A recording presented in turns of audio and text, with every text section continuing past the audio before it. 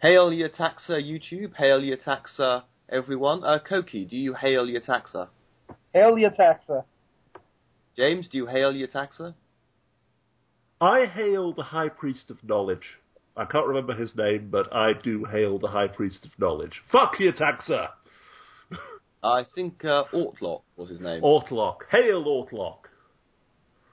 Okay, yes, I thought he was your favourite character, and actually I'm even going to verify this right now. No. Favourite character, but in terms of favourite character, it depends what you mean. Yes, in terms of being an awesome character, yes, your taxa, but Ortlock is much more worthy of hailing and praise. It's a difficult one. Well... Who is the better role model for your kids? Well, yes, all right, but as you know, I'm a big Clatoxel fan, largely because of the costume, but, you know, but anyway, not Could because he be more obviously a villain, though?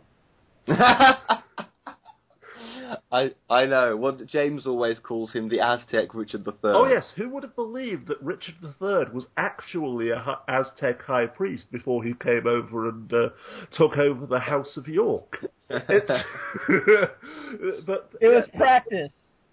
Yeah. Needed practice to be, you know, a bloodthirsty whatever. Yeah, exactly. A bloodthirsty tyrant. But no, it's just. Oh, sorry. Go ahead, Alex. I was going to say, you heard it here first, folks. This is how educational the show is. Only here would you find out that the Plantagenets were Aztecs. Oh, indeed. Carry on, James. But yes, it is seriously, though, it is a perfect example of what we've discussed before, specifically in the Tribe of Gum, the Cavemen serial, how the jobbing actors who were hired to play the bit parts in classic Doctor Who had literally just finished performing one Shakespearean play, and then after this job was over would go off and perform another. So having a couple of hours to learn the script, having to do it all in a single take. The actor who played Yatuxel, okay, you're the villain.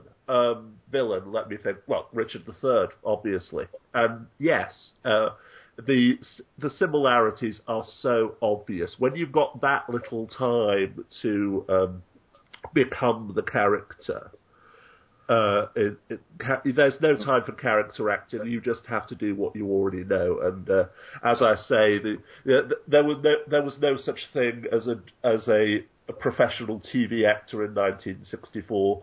These people were all playing Shakespearean roles. At least once a night, twice on Saturdays. So it's most likely weekly rep. Exactly, and it's all weekly rep. But the point is that yes, the Shakespearean overtones in the Shakespearean cavemen and Richard III as the High Priest of Sacrifice, they're not coincidental. For classic Doctor Who, rule one is everything is Shakespeare. Oh yes. Which has some truth to it.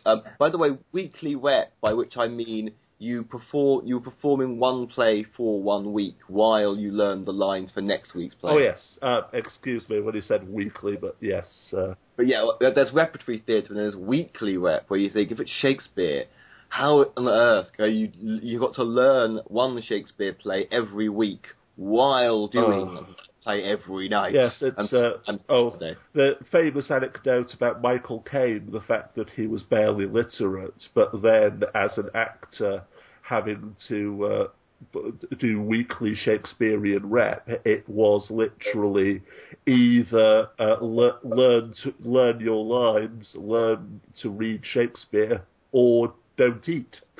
So, I think he did learn by ear for a while. Oh, for a while, yes. But as you say, when you are having to learn the lines for your next play whilst performing performing the current play, you know, the motivation to become literate. But one point of pedantry to get back to the Aztecs. Yetaxa is the god that Barbara is mistaken for. Quetzalcoatl is the high priest of sacrifice. Cokie, once again, this is your first time ever seeing this Doctor Who serial. It's one of my favourites. I believe it's one of James's favourites. You've literally just finished watching it. Tell us your thoughts. Well, it's good to see that whether or not the Doctor can interfere with history is still perfectly arbitrary. Because, the Daleks aren't a part of history or anything, so it's okay to interfere with them.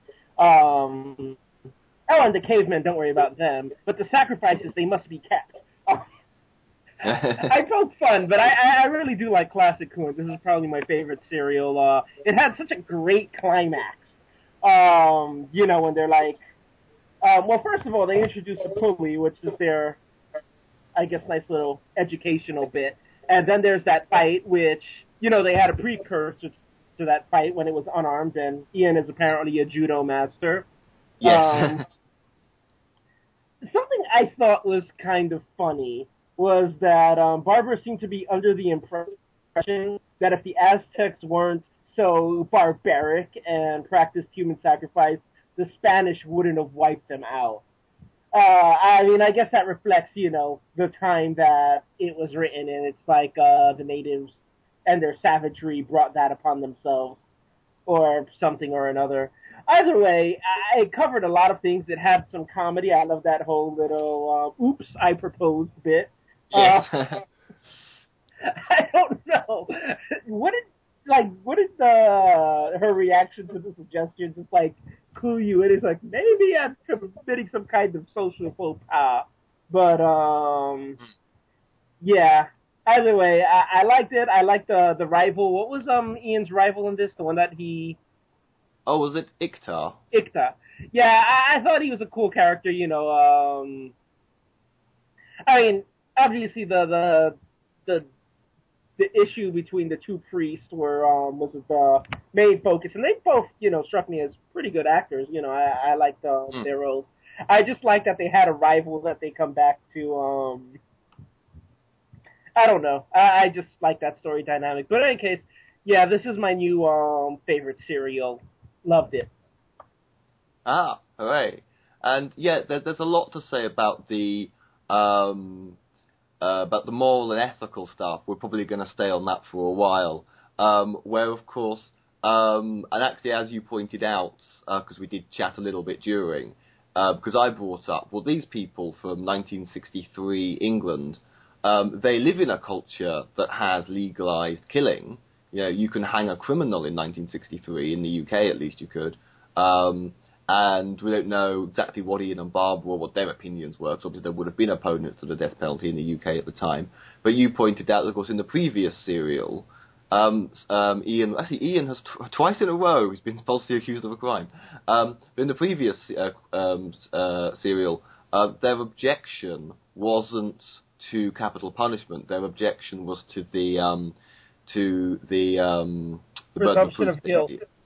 Yeah, the presumption of guilt. So it's very much like this culture being very sure, because the Doctor and Susan aren't British because they're not human, but still they're the cultural lens of the audience. So they are basically four people from 1960s Britain, and they're very set in their morality that you can hang a proven criminal, but this, even though it's portrayed as consensual and with some research, basically as it was an honour to be executed, but you're killing innocent people. And there's a lot. I see there's a line that Susan says, she's like, such beauty and such evil growing hand in hand, as if out of all of human civilizations that's unique to the Aztecs. And I thought, isn't that everybody? Yes, civilized is what hypocrites call themselves when they pay others to do their killing for them. This idea.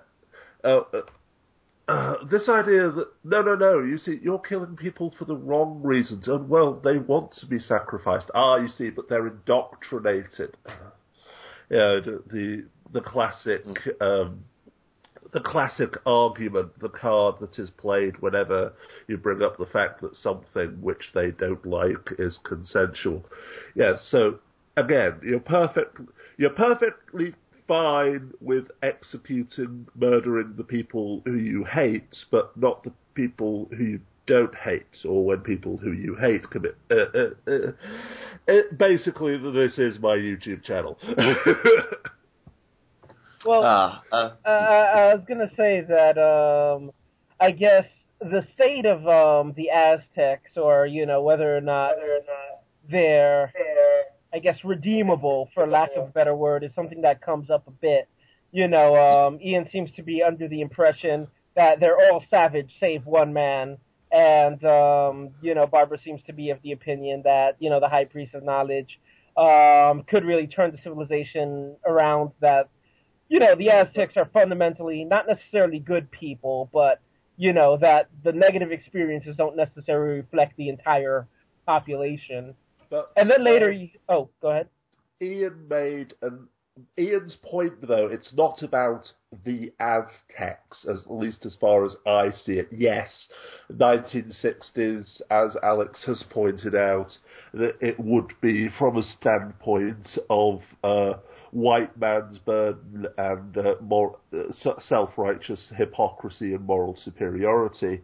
However, his point was that...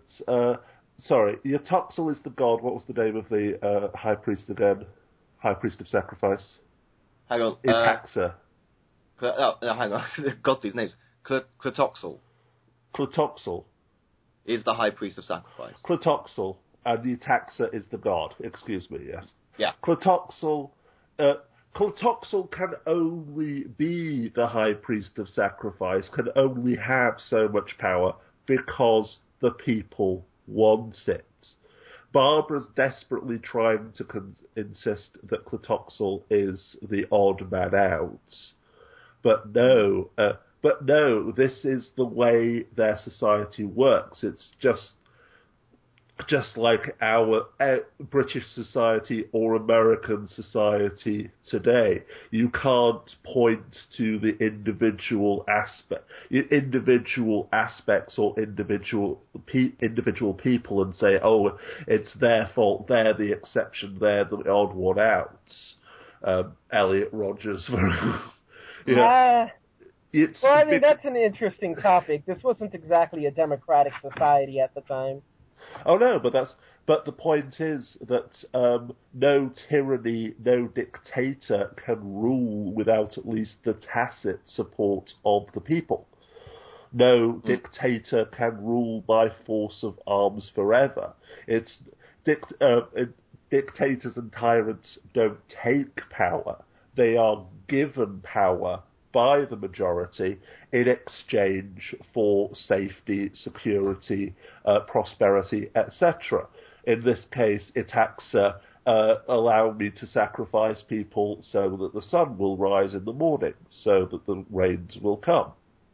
And instead of saying, fuck you, the people said yes. Why? Because they shared Itaxa's beliefs.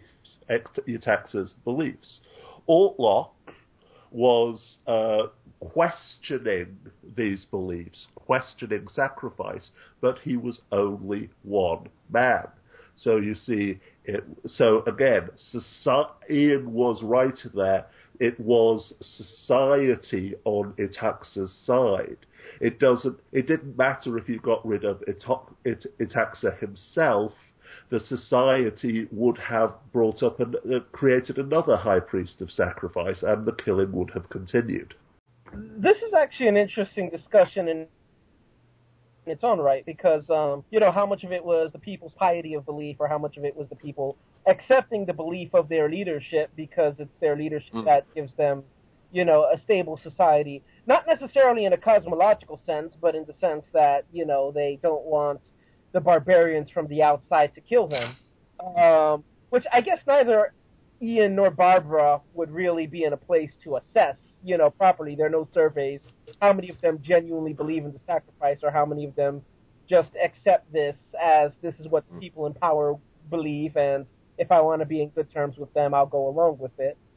That being said, what I was also going to bring up is that Susan actually came to the conclusion, you're monsters, all of you, even you, referring to the High Priest of Knowledge, which, there seems to be sort of like a lot of, I guess, judging of the Aztecs, either, it's like they're bad, it's like, well, they're not fundamentally bad, or it's like, well, there seems to be a good person, and it's like, no, they're all monsters, I think they are, sorry.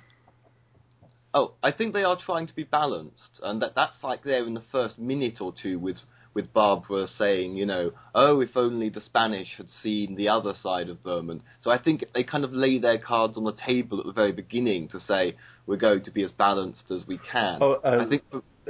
Sorry, and to address this point, you're all monsters, all of you, even you, Ortlock, High Priest of Knowledge, the good man who was opposed to sacrifice, who saw no reason for it, but went along with it.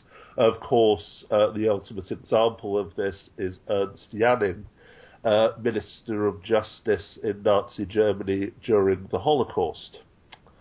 Because, yes, as was portrayed in the film Judgment at Nuremberg, Burt Lancaster played Janning. Yes, he regarded himself as the worst of the worst, the lowest of the low, worse than any of the other judges in the Ministry of Justice who eagerly and actively went along with the Holocaust because he knew what they were. He could have spoken out. He could have resigned in protest, and he didn't. So again, that was kind of Susan's point to Ortlock. You seem to be focused, Cokie, on white superiority, which I can completely understand. Yes, these are people from 1963. Yeah. Can I interject there? Because I think the point I was about to make about Susan is there are two things. One, she's a 1960s woman, and look at what they're trying to impose on her. And two, she's 15, and look at what they're trying to impose on her. But this isn't racial. This isn't white people. This isn't necessarily white people judging the Aztecs. This is, yes, there is undoubtedly... there is white man's burden and moral superiority and hypocrisy, as we've pointed out before, with accepting the death penalty but not accepting, condemning human sacrifice. What's the difference? But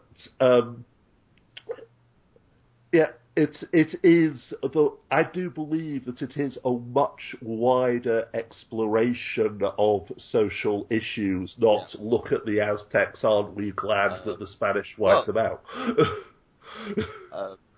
I'd actually say there's even, when it comes to judging the morality and ethics of this, there's kind of a meta quality now. Because for the past few weeks, we've been looking at their gender roles, at their attitudes towards women. Youre, that William Hartnell saying something racist. We're looking back to other English people 50 years ago and judging them.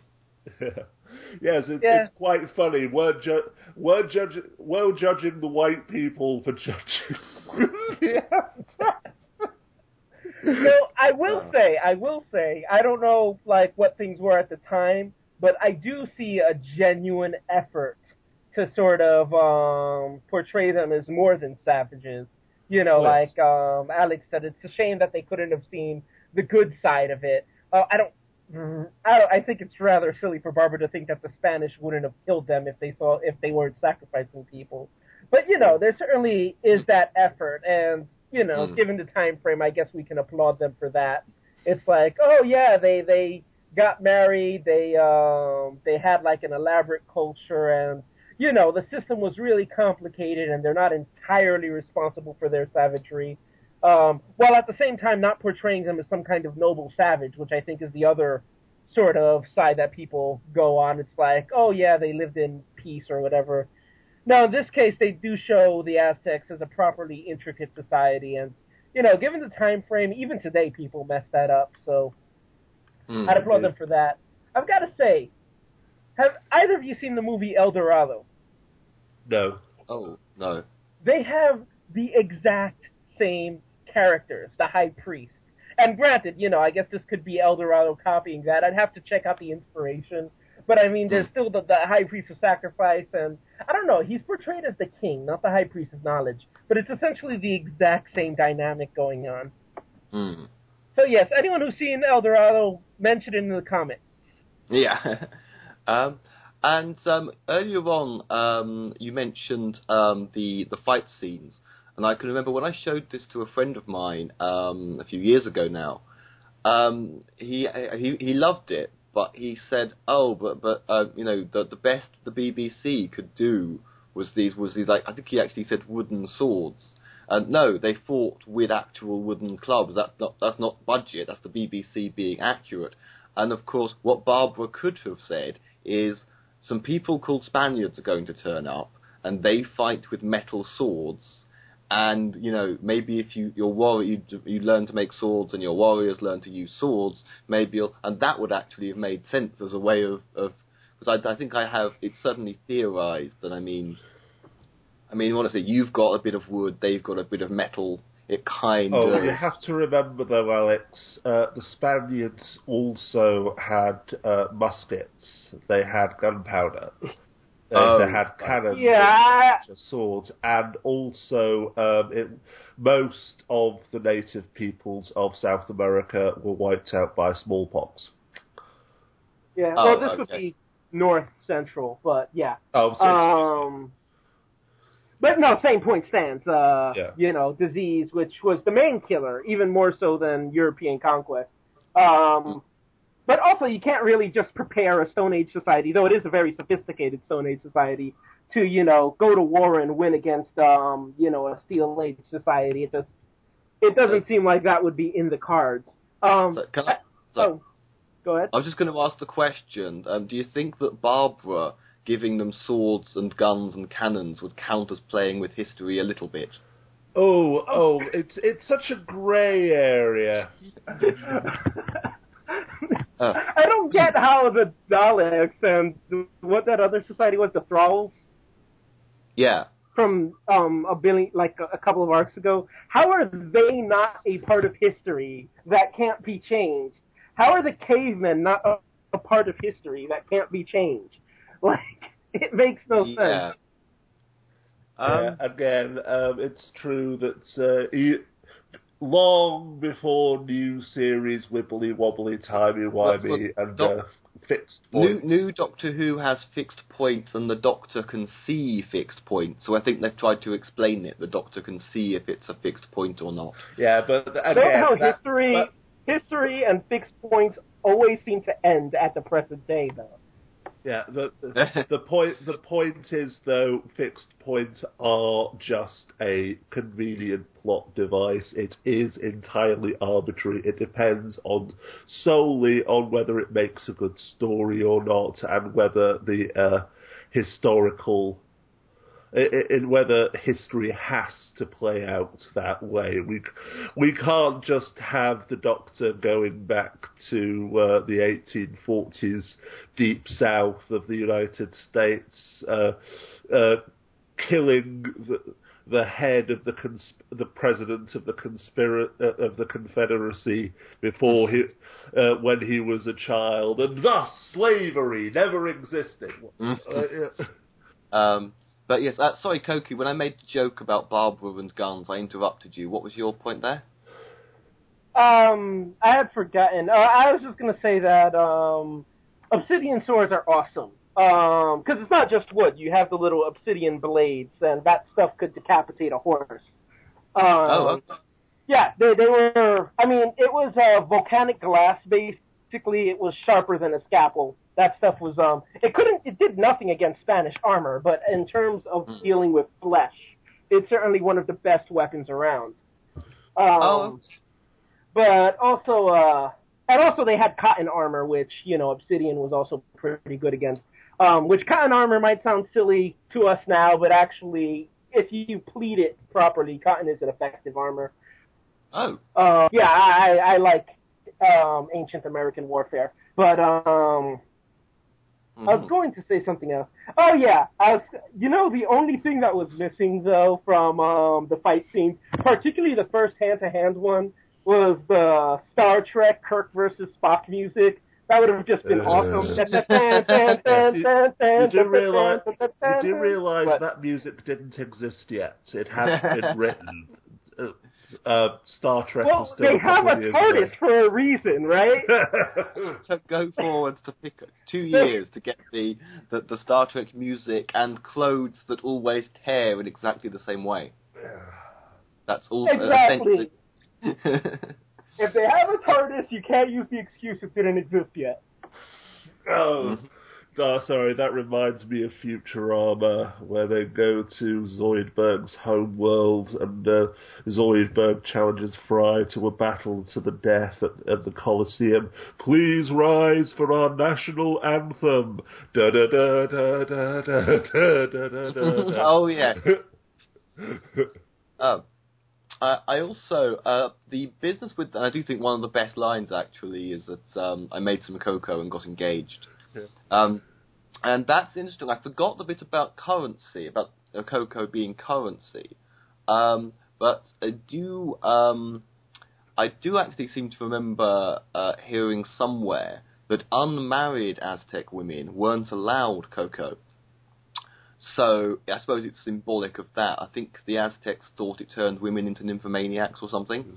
So the whole tradition is, you're a woman now, you can drink, because presumably you'd be running around jumping on random men, unless if you were allowed this. But a married woman, of course, can drink it. Another thing is actually that there were extensive extras on the Aztecs DVD. There's actually like an hour's worth of documentary. And there's a featurette, which is basically, it's a cocoa recipe. And their recipe included rainwater, crushed beetles, and chili powder. Yeah. Yeah, so that would be a standard cup of cocoa. So just a few interesting kind of factoids there. On the subject, actually, though, I would say, Cokie, would you say that Susan in this episode, because we have another gender issues thing, do you say that she came across as she was actually assertive? She does assert herself a bit, but she's also a little bit blubbery and whiny and dependent on Grandpa. Where do you stand on that? Well, I'm glad that they limited her shrieks to one in this serial. At least the only time I remember her shrieking was when they were pulling the pulley and it broke. And to be fair, everyone goes like, ah, but she goes like, ah! But yeah, that's about... But no, I think that her character was, it played a bit more realistically, at least less frustratingly, that she's like, I won't marry him. I think that this is definitely one of her stronger serials. Yeah. And the key to it, remember, Barbara. She was the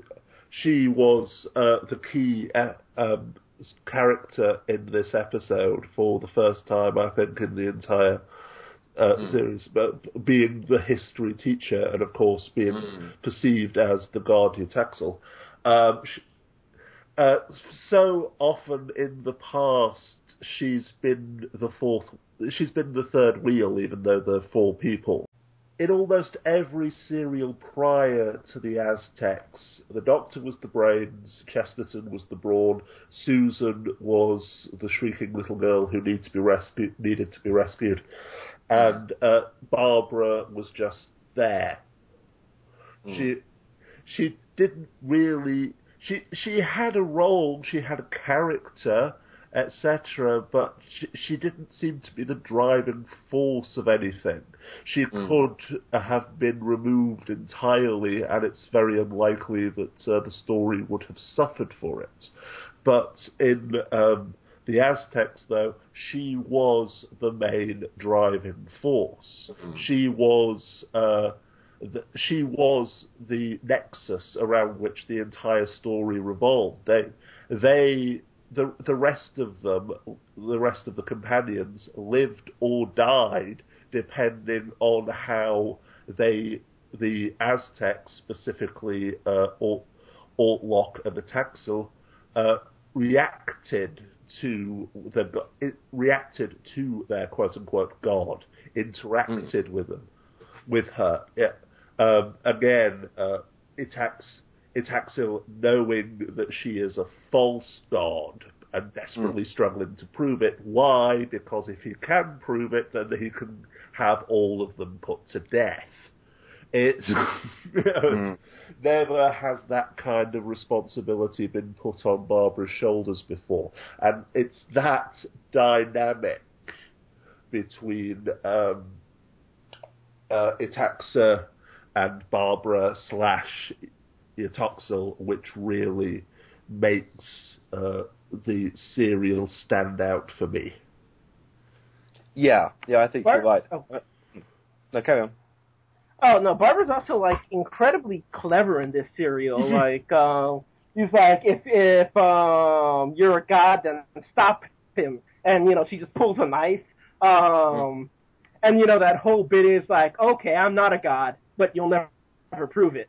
And, this is, like, also, it's not out of character. In fact, it's just a wonderful development for the character I thought was really good. But on this whole arc, it's all contingent on the High Priest of Wisdom being amazed that she came out with a piece of jewelry that was in the tomb that she was just in. I don't know. That just seems kind of silly. You've got to remember, the entire point was that no one could possibly enter the tomb unless they were coming from the other world. It's nobody knew about the tunnel which they used to get back into it. The whole point was that this is a tomb. If you're coming out alive, you must be a god. It's not like she walked in from a supermarket or something. Yeah. Oh, and yeah, I guess that makes sense. The other thing which I adore about the serial, aside from Itaxa's rivalry with Yatoxel, Barbara, again, as Cokie pointed out, the Barbara needing to have all of her wits with her. To you are walking on eggshells. Your life and the life of everyone you know depends on you playing this political game. She's in character as the goddess immediately. Exactly. Oh shit. Because yes. Oh no, actually, we're just robbers. We broke into your and you stabbed me. Yeah. But the other thing I adore, the thing that obviously made the actor who played Itaxa think, yes, Richard III, when he was reading the script, was Itaxa's conniving and scheming and his evil plans to expose the false god Itaxa. That wonderful fourth wall breaking moment, which actually is a Shakespearean soliloquy. Absolutely, that is just fucking spot on. I adore that so much. And I think in terms of companion roles, I can see why it would go on to be that writers for Doctor Who would think that 3 companions was too many. They've sometimes gone back to having 3 companions. Sometimes it works, sometimes, in my opinion, it doesn't. I would say 3. Well, the video I was going to make but never did. One of the points I made. If there were 3 companions with conflicting skill, with supplementary skills but conflicting personalities, so that they were always. There was always a dynamic between them, and so on and so forth. Would it be a better series? Of course it would. It would be Stargate SG-1.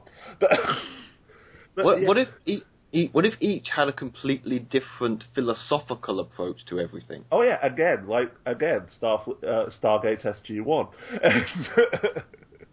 the constant dynamic between Daniel Jackson and the other members. One, Carter, obsessed with science, O'Neill, king of the bigots, and Teal'c, warrior. Again, the only problem with the three companions before the Aztecs, as I mentioned before, is that Barbara was pretty much the third wheel. She didn't really have a role to play in it, but then in the Aztecs she did. Yeah. I did want to address, I think one example I can think of in the Daleks, either it's her escape plan or she definitely contributes to it. The mud on the Daleks' eyepiece, for example. I realise that, but being the pivotal part, having the dynamic. Marco Polo was all about Chesterton, his relationship with Marco himself. Then it was Susan and Pinchot. Barbara, again, tagging along. And other examples as well. It's not like Barbara was...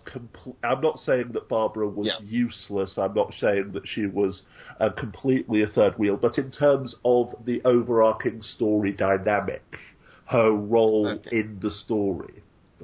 a thing here, obviously, where Doctor Who...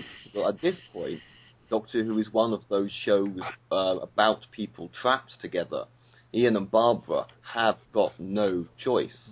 And I don't think Susan, as still a kid, really she doesn't want to leave her granddad anyway, but I mean, she is dependent on him. And even though he's difficult. So it kind of is one of those four people living together, but not through choice, which actually a lot of British TV shows, but normally sitcoms were like that.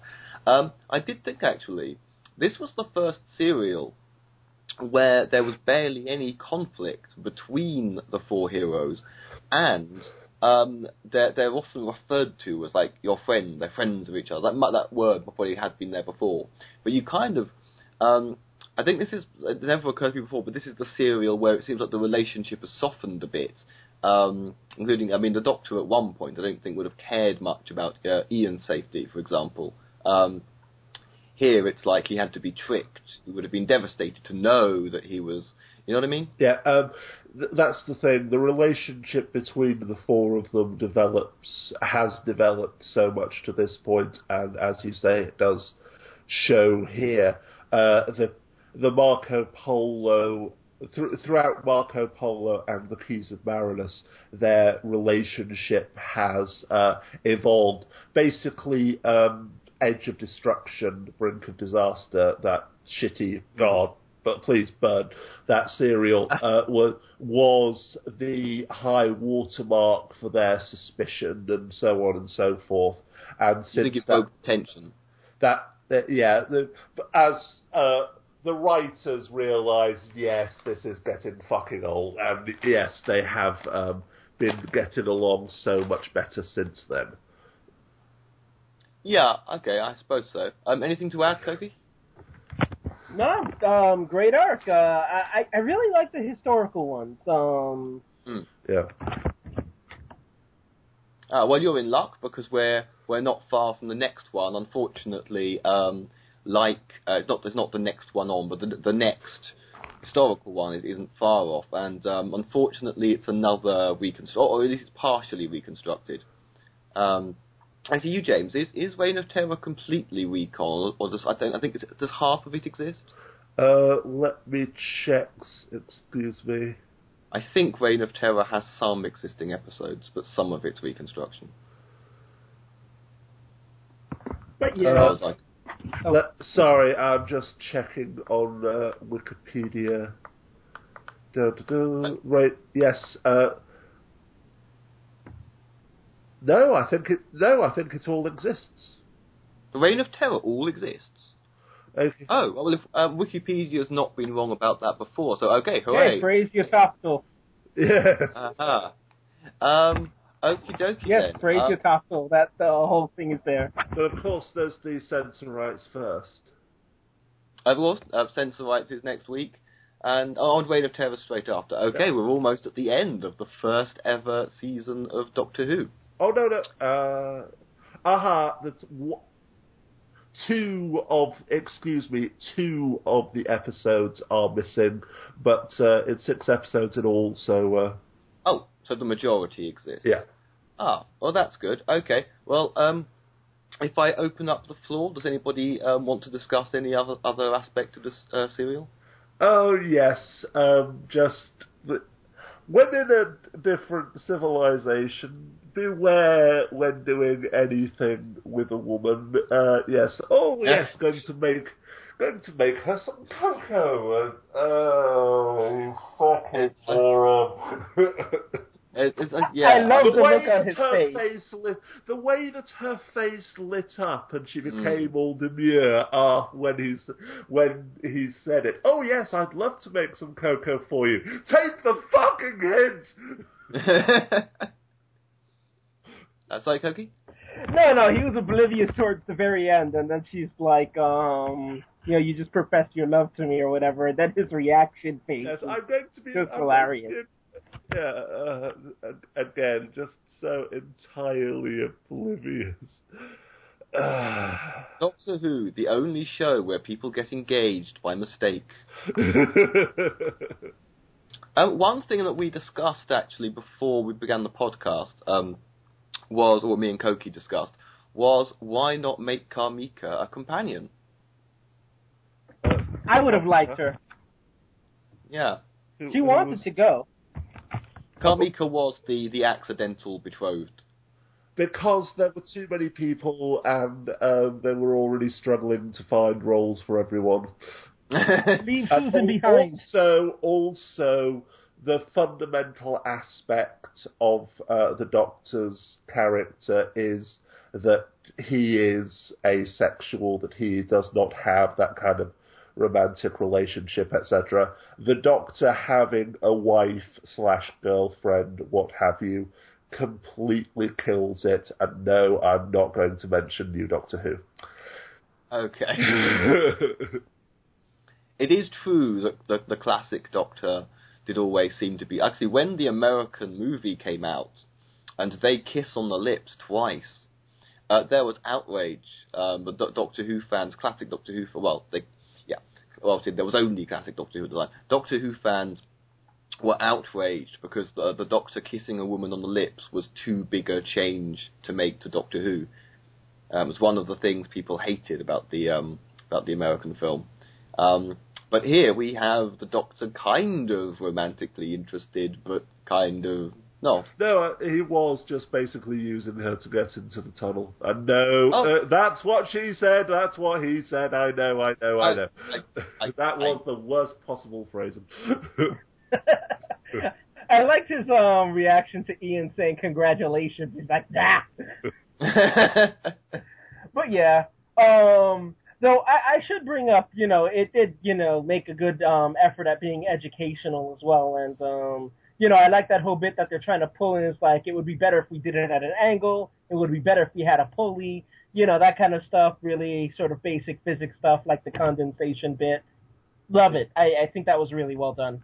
I'm just going to add that I did think if you look at the Doctor's facial expressions and body language at certain points, I do think he did have some real affection for Carmika, even if he wasn't interested in having a relationship.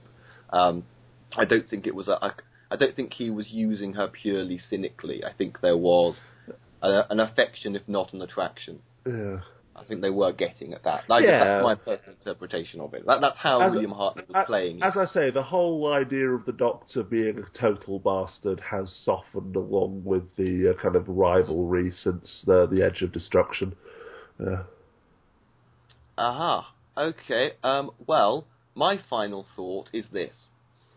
Tend well your nurseries and your flower beds. Keep clean your pot and stew pans. Do not spend recklessly. Do not destroy or cheapen yourself. You'll never have a house or home of your own if you live like that. Yes, anyone who gets that reference, you win a cookie. Yes, getting that reference, and if I ever do go to a convention cosplaying as right. Let me say his name, Klatoxel, cosplaying as Klatoxel, the High Priest of Sacrifice. If you don't know who I am, stop calling yourself a Doctor Who fan. Watch them think you're the guy from El Dorado. Ah, okay. Alright, there could be some confusion. Okay. So then, Cokie, your final thoughts and goodbye. In a society that has some knowledge of herbs and you want to accuse someone of cheating, poison is a much more effective word to use than magic. Aha. Absolutely.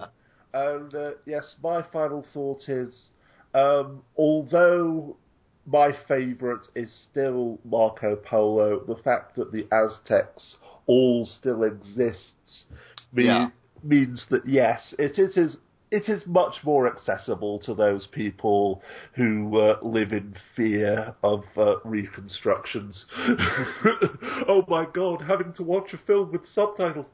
But yes, it's much more accessible, and it is a real treat, I genuinely believe, for anyone who is interested in classic Doctor Who.